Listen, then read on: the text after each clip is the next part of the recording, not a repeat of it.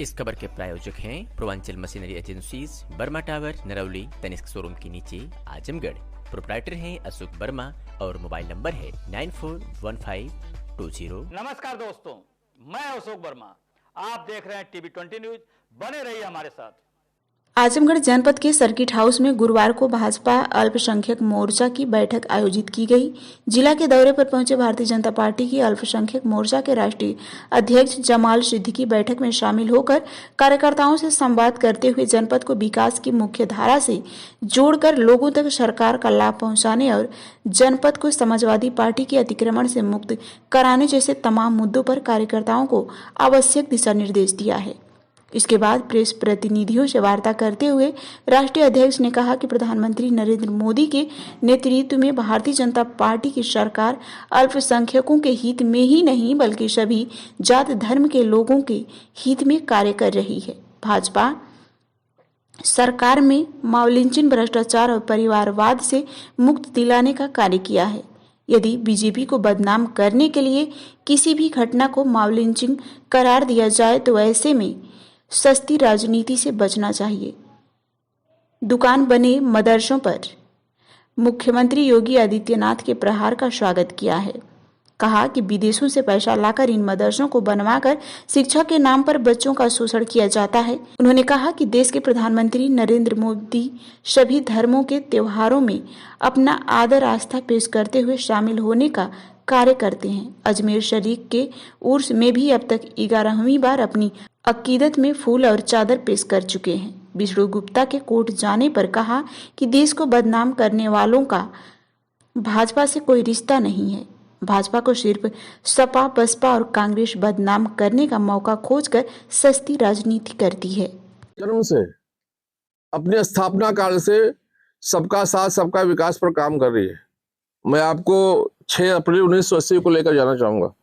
जब मुंबई के दादर में भारतीय जनता पार्टी की स्थापना हुई तो उस स्थापना की सभा जो हुई उसके जो सभा अध्यक्ष थे वो मोहम्मद करीम छागला थे। बहुत बड़े मुस्लिम स्कॉलर थे और मुंबई हाई कोर्ट के रिटायर्ड जज थे। उनकी अध्यक्षता क्यों की गई? क्योंकि सभी का उसमें समावेश होना चाहिए। जब भारतीय जनता पार्टी की स्थापना हुई 6 अप्रैल 1980 को तो जो 4 प्रमुख लोग थे, स्वर्गीय अटल जी भारतीय जनता पार्टी के अध्यक्ष हुए, श्री आडवाणी जी, श्री मुरली मनोहर जोशी जी और हाजी सिकंदर बख्श जी, जो कांग्रेस के जमाने के बड़े नेता थे लेकिन कांग्रेस को त्याग कर भारतीय जनता पार्टी में आए थे।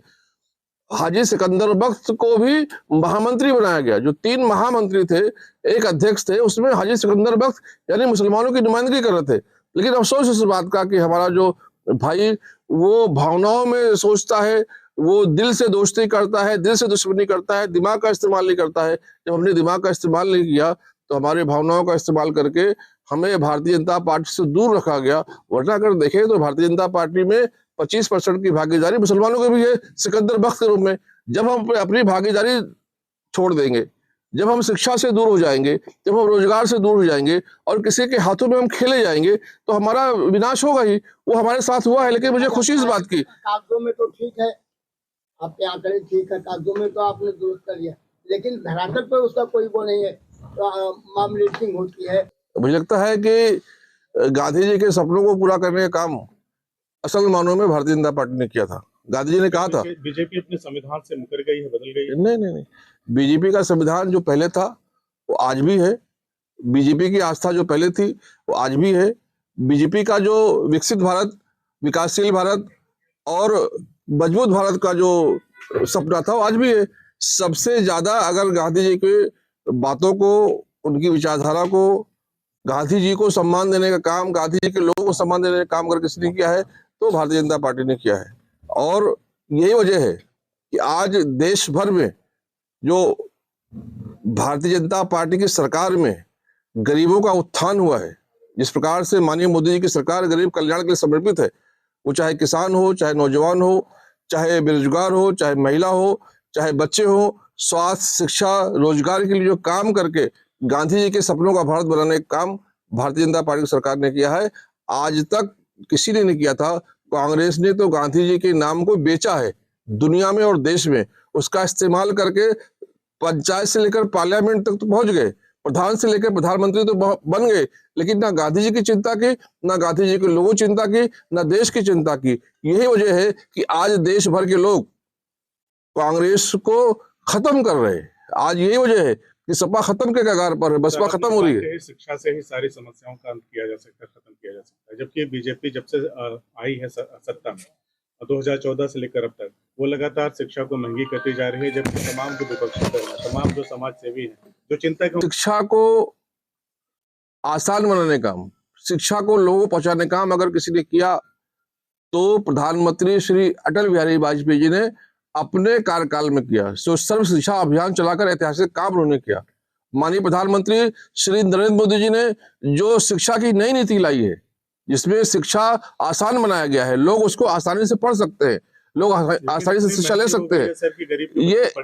ये देखिए, इसलिए ये महंगी लग रही है क्योंकि हमें जानकारी नहीं है। आज अगर आप देखेंगे तो माननीय प्रधानमंत्री श्री नरेंद्र मोदी जी ने जो गरीब लोग हैं, जिनके पास रिजर्वेशन की जगह नहीं है, जो रिजर्वेशन में नहीं आते हैं, उनको भी रिजर्वेशन में लाकर जो इकोनॉमिकल बैकवर्ड क्लास, जिसको EWS कहते हैं, EBC कहते हैं, इकोनॉमिकल बैकवर्ड क्लास, उनको भी शिक्षा मिले, रिजर्वेशन मिले, उसके लिए 10% का आरक्षण भी दिया है। सवर्णों को दिया जाता है। अगर ऐसे में मैं पूछूं, अगर मुस्लिम कम्युनिटी में पसमानदा को, मैं बताऊं आपको, इसका EBC का सबसे ज्यादा लाभ मुसलमानों को है, क्योंकि सबसे ज्यादा सवर्ण मुसलमान है। अगर कोई पसमानदा भी है तो उसको EWS का सर्टिफिकेट मिलता है, हालांकि उसके पास बैकवर्ड क्लास का सर्टिफिकेट नहीं मिलता है।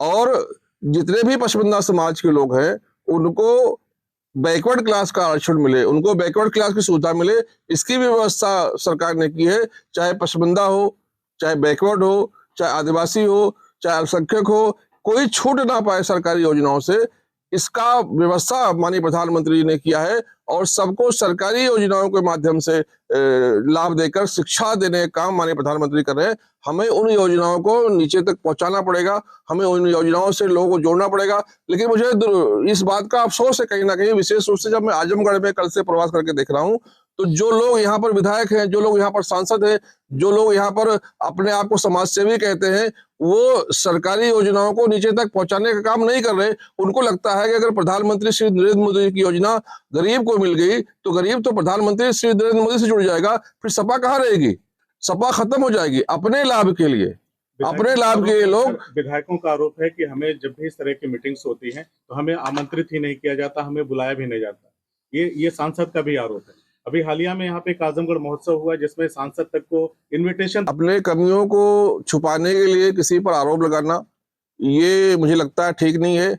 अगर एक सांसद एक अधिकारी से डील नहीं कर पा रहा है तो उसको सांसद रहने कोई अधिकार नहीं है और उसको इस्तीफा दे देना चाहिए। जब वो अपने कर्तव्यों को निभा नहीं पा रहा है और उसको कर्तव्यों को निभाने में अगर अधिकारी अड़चन बन रहे हैं तो उसको सांसद रहने का, विधायक रहने का कोई अधिकार नहीं है। उसको जनता ने चुनकर इसलिए भेजा गया है और सत्ता के विरोध में इसलिए चुनकर भेजा है कि वो हमें न्याय दिलाए। लेकिन अगर वो शासकीय योजनाओं को पहुंचा नहीं पा रहे तो मुझे लगता है कि ये उनकी निजी कमी है। अपनी निजी कमी को छुपाने के लिए प्रधानमंत्री श्री नरेंद्र मोदी जी की योजना जनता तक ना पहुंचे, जनता के और प्रधानमंत्री श्री नरेंद्र मोदी जी की योजना के बीच में दीवार बनने का जो काम यहाँ के जनप्रतिनिधि कर रहे हैं, ये जनता सब देख रही है और उनको भी आने वाले समय में जरूर सबक सिखाएगी।